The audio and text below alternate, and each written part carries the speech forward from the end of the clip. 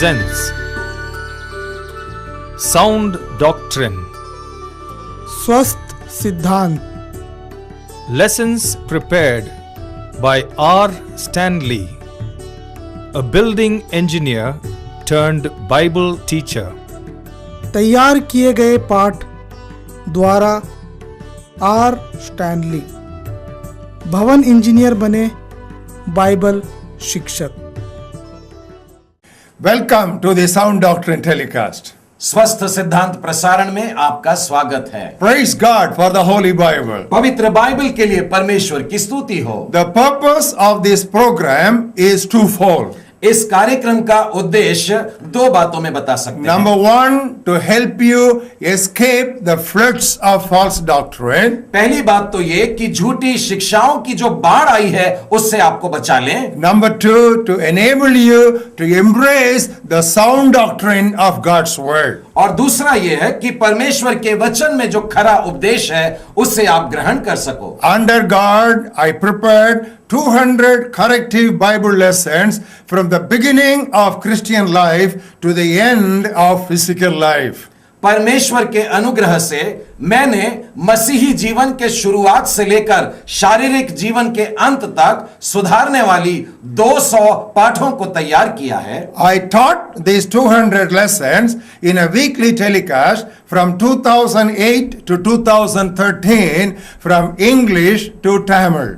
और सन 2008 से 2013 के बीच में साप्ताहिक प्रसारण के दौरान अंग्रेजी से तमिल में इन बातों को मैं सिखाता रहा हूं. I always preach and teach in English with simultaneous vernacular translation. और मैं अक्सर अंग्रेजी से वहां की स्थानीय भाषा के अनुवाद के साथ में इन बातों का प्रचार और शिक्षा देता आया हूं. But now God has guided me to make these lessons available to you directly in Hindi. परंतु अब परमेश्वर ने मेरा मार्गदर्शन किया है कि मैं इन पाठों को सीधे आपके लिए हिंदी में ला सकूं. But I cannot speak Hindi. परंतु मैं हिंदी बोल नहीं पाता हूं. But I have my friend here, Mr. Sudhanshu Kadam, who will teach these lessons to you on my behalf in Hindi. परंतु यहां मेरे साथ में मेरे मित्र भाई सुधांशु कदम हैं जो मेरे बदले आपको इन्हीं पाठों को हिंदी में सिखाएंगे. Here is brother Sudhanshu Kadam. God bless you. स्वस्थ सिद्धांत प्रसारण में आपका स्वागत है. परमेश्वर पिता की स्तुति हो कि लगातार इस कार्यक्रम के द्वारा हम बाइबल आधारित शिक्षा को अपने जीवन में ग्रहण कर पा रहे हैं और लगातार सुधारने वाली बातों को अपने जीवन में ले पा रहे हैं. बहुत से ख्रिस्ती विश्वासी बाइबल के सर्वोच्चता पर विश्वास करते हैं, लेकिन उनसे बात करने पर यह महसूस करता हूं कि बाइबल पर्याप्त है, इस विश्वास में कहीं तो भी फीके रह जाते हैं.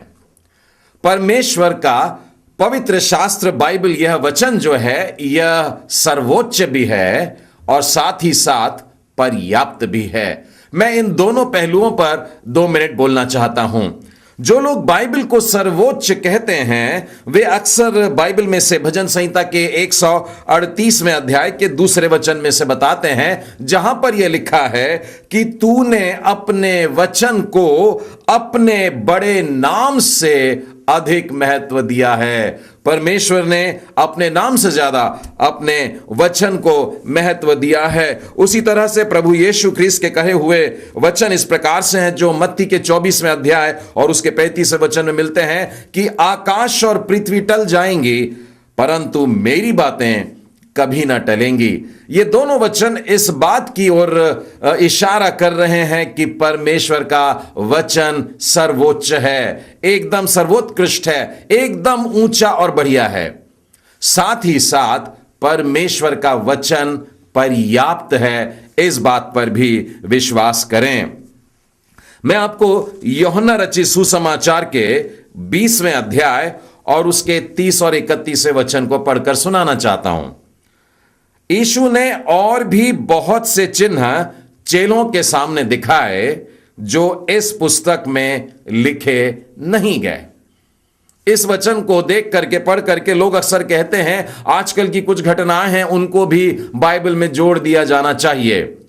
इस प्रश्न का उत्तर आपको अगले वचन में मिल जाएगा। 31वें वचन में लिखा है, परंतु ये इसीलिए लिखी गई हैं कि तुम विश्वास करो कि यीशु ही परमेश्वर का पुत्र मसीह है और विश्वास करके उसके नाम से जीवन पाओ। अर्थात जितना भी कुछ लिखा गया है यह हमारे अनंत काल के जीवन के लिए पर्याप्त है। यह हमें प्रभु यीशु के पास लाने के लिए पर्याप्त है। प्रभु यीशु पर विश्वास कराने के लिए यह वचन पर्याप्त है। परमेश्वर की संतान बनने के लिए यह वचन पर्याप्त है। और जितना कुछ लिखा है मेरे प्रियो, हम लोगों को स्वर्ग राज्य में अवश्य पहुंचा सकता है। परमेश्वर का वचन पर्याप्त है। एक और वचन आपको बताना चाहूंगा, पहला कुरिन्थी और उसके 4 अध्याय के 6वें वचन में, उसके बीच में यह लिखा है, यह सीख लो कि लिखे हुए से आगे न बढ़ना। जितना कुछ लिखा गया है उतना ही लेना, उससे कम नहीं, उससे ज्यादा नहीं। जितना है उतना पर्याप्त है। हमें परमेश्वर के वचन में कुछ जोड़ने की जरूरत नहीं है और ना ही कुछ घटाने की जरूरत है। लोग अक्सर प्रकाशित वाक्य का एक वचन याद करते हैं और यह हमें 22वें अध्याय में और 18वें वचन से आगे में मिलता है, जो इस पुस्तक की भविष्यवाणी को सुनता है गवाही देता हूं, यदि कोई मनुष्य इन बातों में कुछ बढ़ाए तो परमेश्वर उन विपत्तियों को जो इस पुस्तक में लिखी है उस पर बढ़ाएगा, और यदि कोई इस भविष्यवाणी की पुस्तक में से कुछ निकाल डाले तो परमेश्वर उस जीवन के वृक्ष और पवित्र नगर में से जिसका वर्णन इस पुस्तक में है उसका भाग निकाल देगा। अर्थात दोनों दृष्टि से हम दंड योग्य पाए जाएंगे। हमें बाइबल में से कुछ कम नहीं करना है और कुछ बढ़ाना भी नहीं है। यह हमें केवल बाइबल की अंतिम पुस्तक में नहीं, केवल आखिरी भाग में नहीं, मैं चाहता हूं आप मेरे साथ में व्यवस्था विवरण और उसके 4 अध्याय को खोलें और वहां के दूसरे वचन में देखिए क्या लिखा है, जो आज्ञा मैं तुमको सुनाता हूं उसमें ना तो कुछ बढ़ाना और न कुछ घटाना। बाइबल के आरंभ में भी स्पष्ट लिख दिया गया है कि बाइबल के वचनों में कुछ मिलावट न करना, कुछ कम ज्यादा न करना। तो हमने आखिर में देखा, पहले भी देखा, मैं आपको बाइबल के बीच में से भी बताना चाहता हूं। नीति वचन की पुस्तक उसका 30वां अध्याय और उसके 5वें और 6वें वचन में देखिए क्या लिखा है, परमेश्वर का एक एक वचन तय हुआ है, वह अपने शरणागतों की ढाल ठहरा है। उसके वचनों में कुछ मत बढ़ा, ऐसा ना हो कि वह तुझे डांटे और तू झूठा ठहरे। प्रिय भाइयों और बहनों, वचन हमारे पास स्पष्ट है। परमेश्वर का वचन सर्वोच्च है और परमेश्वर का वचन पर्याप्त है। इसमें ना तो हमें कुछ घटाना है ना बढ़ाना है। जितना कुछ हमारे उद्धार के लिए जरूरी है वो सब कुछ इसमें दिया गया है। हमें विश्वास के जीवन में चलने के लिए यह वचन पर्याप्त है। हमारे चाल चलन में पवित्रता रहने के लिए यह पर्याप्त है। हमारी धार्मिकता के लिए भी यह पर्याप्त है। विशेष करके हमारे आत्मिक संग्राम के लिए जितना कुछ इसमें लिखा है वो पर्याप्त है। एक बड़ी विचित्र सी बात यह है कि शैतान जो है वो बाइबल को बखूबी जानता है, बहुत अच्छे से जानता है। हम लोग जितना बाइबल को जानते होंगे उससे कहीं ज्यादा शैतान बाइबल को जानता है। बहुत सारे वचन भी शैतान ने रट लिए हैं और जब वो देखता है कि कोई मनुष्य बाइबल में के कुछ वचनों को छोड़ देता है या बाइबल में कुछ और जोड़ देता है तो शैतान प्रसन्न हो जाता है। वो जान जाता है कि फलाने व्यक्ति ने बाइबल की सीमाओं का उल्लंघन किया है और तब वह उस पर आक्रमण करता है और बड़ी आसानी से जीत भी जाता है। सबोपदेशक की पुस्तक में आइएगा, वहां पर उसके 10वें अध्याय और उसके 8वें वचन में लिखा है, जो बाड़ा तोड़े उसको सर्प डसेगा। जो बाड़े को तोड़ देता है, जो सीमा को पार कर जाता है, उसे सांप डसेगा। हम बाइबल की सीमाओं को पार करने की कोशिश ना करें, बाइबल के बाड़े को तोड़ने की कोशिश ना करें। बाइबल स्पष्ट कहती है कि शैतान खड़ा है और वह तुरंत डसेगा। केवल जब हम बाइबल की सीमाओं को पार करते हैं, तब ही शैतान ये हिम्मत करेगा कि हम पर आक्रमण करे, और तब फिर हम मुश्किल में पड़ जाते हैं, और तब हमें परमेश्वर की सुरक्षितता की पुकार करनी पड़ती है। उससे बेहतर यह है कि हम बाइबल की सीमा में रहें, सावधान रहें। हम इन दिनों में सीख रहे हैं हाउ नॉट टू बैटल, युद्ध कैसे न करें, और अब तक हम लोगों ने 4 पाठ इस विषय पर सीख चुके हैं। Lesson number 1 was do not under estimate the devil. पहला पाठ था शैतान को कम न समझें। Lesson number 2, do not over estimate the devil either. दूसरा पाठ यह था कि शैतान को ज्यादा भी न समझें। Lesson number 3 was do not neglect your personal life. तीसरा पाठ था अपने व्यक्तिगत जीवन की उपेक्षा न करें। Last week we studied the 4th lesson, do not ignore the enemy within. पिछले सप्ताह हम लोगों ने चौथा पाठ सीखा था, और वो ये था कि अपने भीतर के दुश्मन को अनदेखा न करें। Today we'll be learning the 5th lesson, and that is do not attempt to bind Satan. आज हम लोग 5वां पाठ सीखने जा रहे हैं, शैतान को बांधने का प्रयास न करें। इसे फिर दोहराता हूं, युद्ध कैसे न करें। 5वां पाठ, शैतान को बांधने का प्रयास न करें। हमने अक्सर प्रचारकों को इस प्रकार से कहते सुना है, प्रार्थना में विशेष करके जब कोई दुष्ट आत्मा ग्रसित लाया जाता है, उसको सामने रख करके वो जोर जोर की आवाज में कहते हैं, अरे शैतान मैं तुझे बांध देता हूं। और उन लोगों की देखा देखी बाकी लोग भी यही बातें सीख लेते हैं, और वे उस दुष्ट को, उस शैतान को आज्ञा देते हैं कि हम तुझे बांधते हैं। प्रियो, मैं इस बारे में आपको सचेत करना चाहता हूं, क्योंकि शैतान को बांधना नहीं चाहिए। इसके 2 कारण हैं। मैं इन बातों को बहुत स्पष्ट तरीके से बता रहा हूं, कृपया ध्यान से सुनिएगा। सर्वप्रथम यह कारण है कि बाइबल हमें शैतान को बांधने की अनुमति नहीं देती है। बाइबल इस बात की अनुमति हमको नहीं देती है कि हम शैतान को बांधें। याकूब की पत्री और उसके 4थे अध्याय के 7वें वचन को पहले भी आपको सुनाया हूं कि परमेश्वर के अधीन हो जाओ और शैतान का सामना करो, तो वह तुम्हारे सामने से भाग निकलेगा। जब हम परमेश्वर के अधीन हो जाते हैं और जब हम शैतान का सामना करते हैं, बाइबल कहती है वो तुम्हारे पास से भाग जाएगा। हमें बांधने के लिए नहीं कह रहा है, उसको पकड़ के रखने के लिए नहीं कह रहा है, वो भाग जाएगा। यदि बांधेंगे तो वो भाग नहीं पाएगा, लेकिन परमेश्वर का वचन स्पष्ट कहता है शैतान को भागना होगा, क्योंकि हम परमेश्वर के अधीन रहकर शैतान का सामना कर रहे हैं। मैं एक और उदाहरण आपको सुसमाचार में से दिखाना चाहता हूं। मत्ती रचित सुसमाचार और उसके 10वें अध्याय में आइए, और वहां पर पहले वचन में देखिए, प्रभु यीशु अपने शिष्यों को पास बुलाते हैं और उनको अधिकार दे रहे हैं, और लिखा है फिर उसने अपने 12 चेलों को पास बुलाकर उन्हें अशुद्ध आत्माओं पर, दुष्ट आत्माओं पर अधिकार दिया। क्या अधिकार दिया? बांधने का अधिकार नहीं दिया, परंतु यह अधिकार दिया कि उन्हें निकाल दें। जिस किसी मनुष्य में दुष्ट आत्मा घुस गई हो, उनको वहां से, उसके शरीर में से निकाल बाहर करने के अधिकार को उनको प्रदान किया।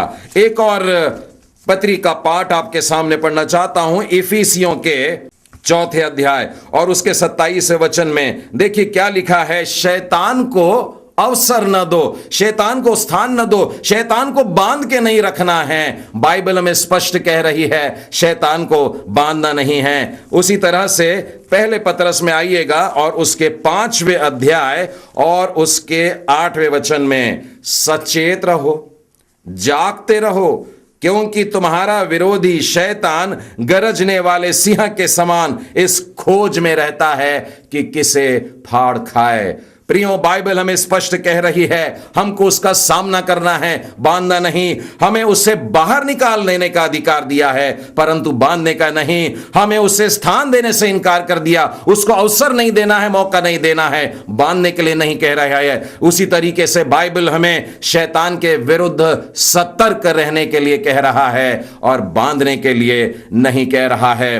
परंतु पूरी बाइबल में शैतान को कहीं बांधने का इस प्रकार का वर्णन आप नहीं देखेंगे। मैं बाद में आपको प्रकाशित वाक्य में से एक अंश सुनाऊंगा जो कि भविष्य के लिए यह लिखा गया है। हमें सामना करना है ताकि शैतान हमारे सामने से भाग जाए। यदि हमने शैतान को बांध दिया तो वो भाग नहीं पाएगा, तब तो शैतान को हमें ही लेकर के साथ चलना पड़ेगा। वो बंधा हुआ है, शैतान को बांधना नहीं है। दूसरा कारण यह है कि परमेश्वर चाहता है कि आज शैतान पृथ्वी पर खुला घूमे, आजादी से घूमे। परमेश्वर की यह इच्छा है और उसे जो बांधा जाएगा, जैसे मैंने कहा प्रकाशित वाक्य के 20वें अध्याय में आइए और उसके आरंभ के कुछ वचन आपके सामने बताता हूं। फिर मैंने एक स्वर्गदूत को स्वर्ग से उतरते देखा जिसके हाथ में अथाह कुंड की कुंजी थी और एक बड़ी जंजीर भी उसके हाथ में है। उसने उस अजगर अर्थात पुराने सांप को जो इब्लीस और शैतान है पकड़ के 1000 वर्ष के लिए बांध दिया, अर्थात शैतान बांधा जाएगा। मेरे आपके द्वारा नहीं, एक खास स्वर्गदूत के हाथ में यह अधिकार दिया गया है जिसके हाथ में एक कुंजी है और जिसके हाथ में एक जंजीर है। वो ही शैतान को बांधेगा और वो भी एक निर्धारित समय के लिए बांधेगा, 1000 वर्ष के लिए ही बांधेगा। और तो और आप 3रे वचन में देखिए आगे क्या लिखा है, इसके बाद भी अवश्य है कि वह थोड़ी देर के लिए फिर से खोला जाए, थोड़ी देर के लिए फिर से उसको आजाद कर दिया जाएगा। लेकिन हम मनुष्यों को यह अधिकार पवित्र शास्त्र नहीं देता है। हमें पवित्र शास्त्र की सीधी शिक्षा को ग्रहण करना चाहिए, बिल्कुल सिलसिलेवार बातों को, इन शिक्षाओं को ग्रहण करना चाहिए। बाइबल का जो शिक्षण है, जो सिखाया जा रहा है, एकदम सटीक है, एकदम स्पष्ट है। उसको हम लोगों ने इसी तरीके से ग्रहण करना है, इसी शिक्षा में हमें संतुष्ट रहना है और बाकी बातें जो हैं इन्हीं बातों और उपदेशों के आधार पर उसी प्रकाशन में इन बातों की व्याख्या देना चाहिए। उदाहरण के लिए चलिए मत्ती रचित सुसमाचार और उसके 16वें अध्याय में और उसके 16वें अध्याय के 19वें वचन में यहां पर यूं लिखा है, मैं तुझे स्वर्ग राज्य की कुंजी दूंगा। प्रभु यीशु यहां पर शिमोन से बात कर रहे हैं। और जो कुछ तू पृथ्वी पर बांधेगा वह स्वर्ग में बंधेगा और जो कुछ तू पृथ्वी पर खोलेगा वह स्वर्ग में खुलेगा। बहुत से लोग इस वाले वचन को बोलते हैं, प्रभु यीशु ने भी तो शिमोन पतरस से अपने शिष्य से कहा है, तुम बांधोगे वो बंध जाएगा, तुम खोलोगे वो खुल जाएगा। प्रियो, वचन को बड़े ध्यान से सुनिएगा। यहां पर शिमोन पतरस को जंजीर नहीं दी गई है, कोई ताला नहीं दिया गया है किसी को बांध करके बंधन में रखे, परंतु कुंजी दी गई है। वो भी अथाह कुंड की कुंजी नहीं दी गई है, वहां पर लिखा है स्वर्ग राज्य की कुंजी है, अर्थात स्वर्ग के राज्य को खोल देने के लिए शिमोन पतरस को चाबी मिल गई है। अब शिमोन पतरस बहुत सारे लोगों को वहां पर ले जा सकता है और आप अगर शिमोन पतरस के जीवन से देखेंगे तो इस बात को बड़ी आसानी से समझ पाएंगे। मैं 2 चरणों में इस बात को स्पष्ट करके बताता हूं। पहले तो शिमोन पतरस वो पहला व्यक्ति था जिसको परमेश्वर से यह अधिकार प्राप्त हुआ कि वो सब लोगों को स्वर्ग राज्य में लेकर के प्रवेश करे। आप पेंतकुस्त के दिन को याद करिएगा, जिस दिन पवित्र आत्मा उतरा था, जिस दिन कलीसिया का जन्म हुआ था, उस दिन सारे लोग भय में छा गए थे। कुछ लोग उल्टी सीधी बातें कर रहे थे। पतरस खड़ा होता है और सारे लोगों के सामने परमेश्वर के पवित्र वचन बोलता है, सुसमाचार सुनाता है, उद्धार का समाचार सुनाता है और बाइबल बताती है उसी दिन 3000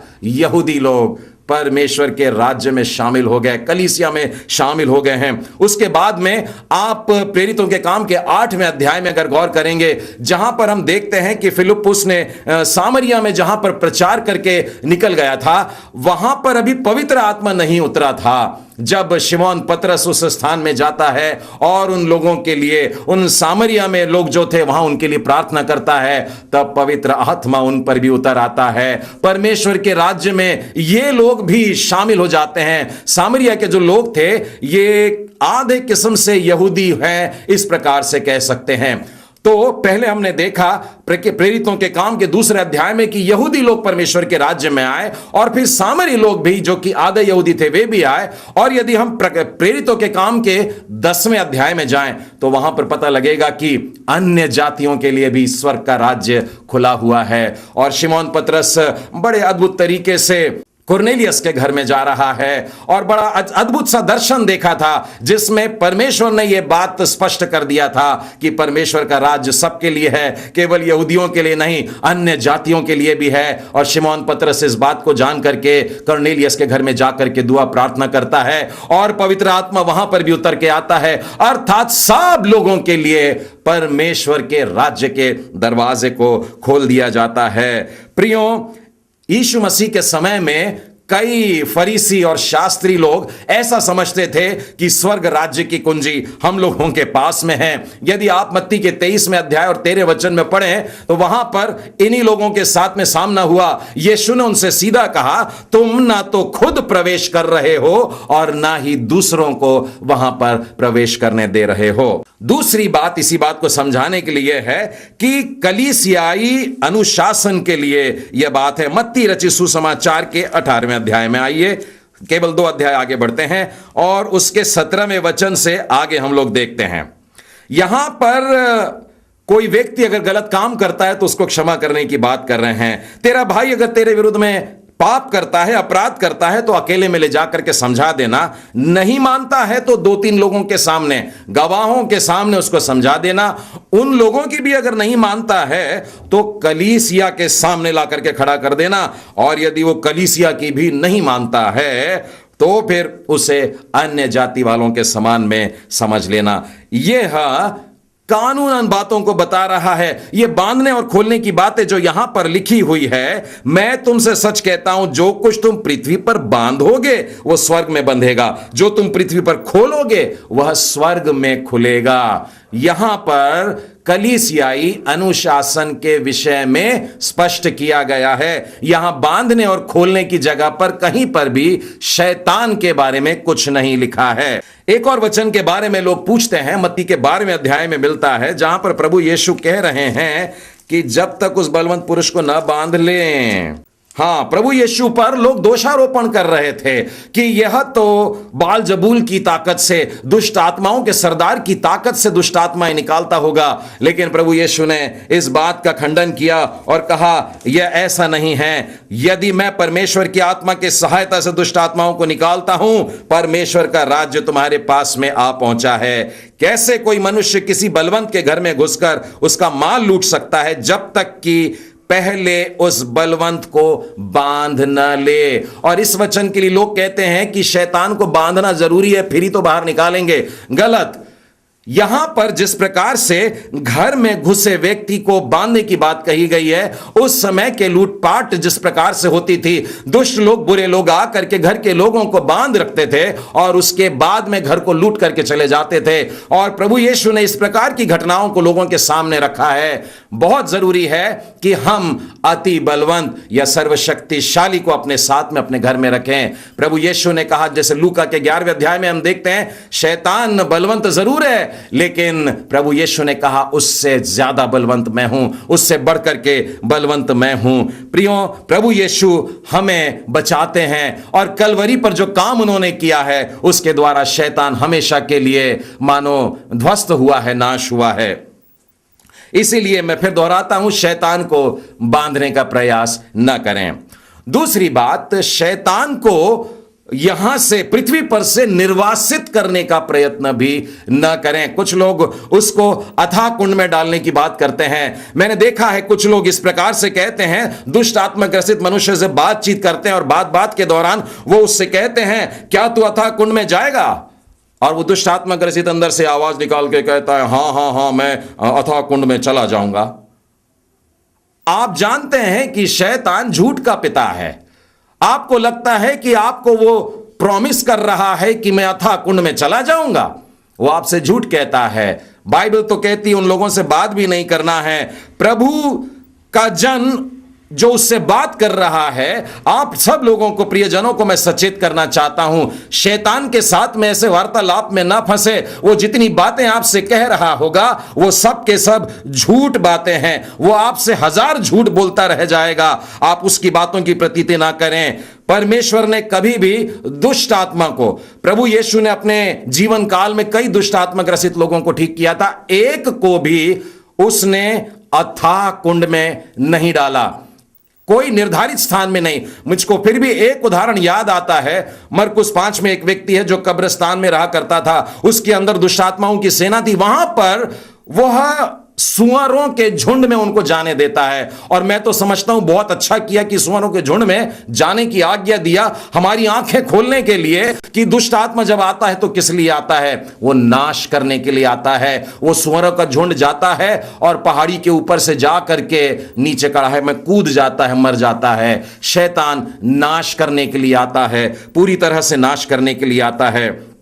मेरे प्रियो, 1000 वर्ष के काल के उपरांत ही शैतान को अथाह कुंड में डाला जाएगा। मैंने शायद ये वचन आपको पहले भी बताया, मैं फिर एक बार बताता हूं। प्रकाशित वाक्य के 20वें अध्याय में इस प्रकार से लिखा हुआ है। अगर आप उसका 7वां 10वां वचन देखें तो पता लगेगा कि जब 1000 वर्ष पूरे हो चुकेंगे तो शैतान कैद से पहले छोड़ दिया जाएगा।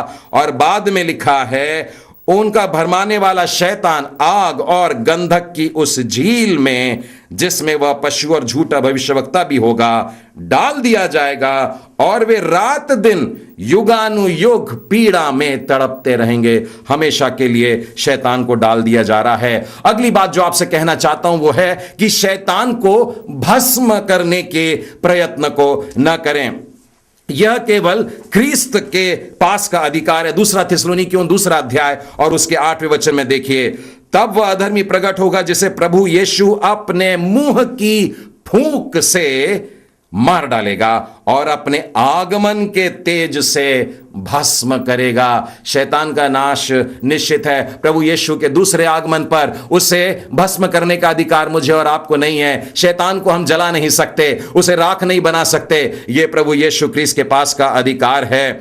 शैतान की निंदा भी न करें। इसे फिर से दोहराता हूं, उसको ठट्टों में ना उड़ाएं। शैतान को श्राप देने का भी प्रयास ना करें। मैं आपको बाइबल में से वचन बताना चाहता हूं। 2 पतरस और उसका 2 अध्याय और उसके 11वें वचन में से, तो भी स्वर्गदूत जो शक्ति और सामर्थ्य में उनसे बड़े हैं, प्रभु के सामने उन्हें बुरा भला कहकर दोष नहीं लगाते। स्वर्गदूत भी संभल के रहते हैं, सीमा में रहते हैं। और स्वर्गदूतों का प्रधान जो है, मैं उनके भी बातें आपको बताना चाहूंगा। यहूदा की पत्री में से और उसके 9वें वचन में देखिए, 8, 9 और 10 पढ़ सकते हैं। मैं 9वें वचन में से बताता हूं, परंतु प्रधान स्वर्गदूत मिकाइल ने जब शैतान से मूसा के शव के विषय में वाद विवाद किया तो, ध्यान से सुनिए, उसको बुरा भला कह के दोष लगाने का साहस नहीं किया, परंतु यह कहा, प्रभु तुझे डांटे।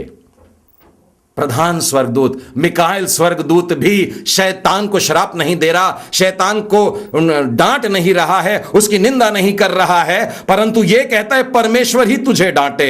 वो उसको भला बुरा कह सकता था, लेकिन मिकाएल स्वर्गदूत उस पर दोष लगाने का लिखा है साहस नहीं करता। मैं और आप सीमाओं को लांघे नहीं मेरे प्रियो। बाइबल हमको स्पष्ट इन बातों को बताती है कि हमें बाइबल की सीमा में रहना है। परमेश्वर का वचन सर्वोत्तम उत्कृष्ट है और परमेश्वर का वचन पर्याप्त है। और शैतान के साथ में जब हमारा युद्ध चलता है तो वह हमें कहता है शैतान को बांधने का प्रयास न करें, और कहता है शैतान को पृथ्वी से निर्वासित करने का भी प्रयत्न न करें, और शैतान को भस्म करने का भी प्रयत्न न करें, और शैतान की निंदा भी न करें, उसे श्राप न दें। हाउ नॉट टू बैटल, युद्ध कैसे न करें। Do not attempt to bind Satan, शैतान को बांधने का प्रयास न करें। परमेश्वर पिता आप सबों को आशीष दे। Address for correspondence and contributions.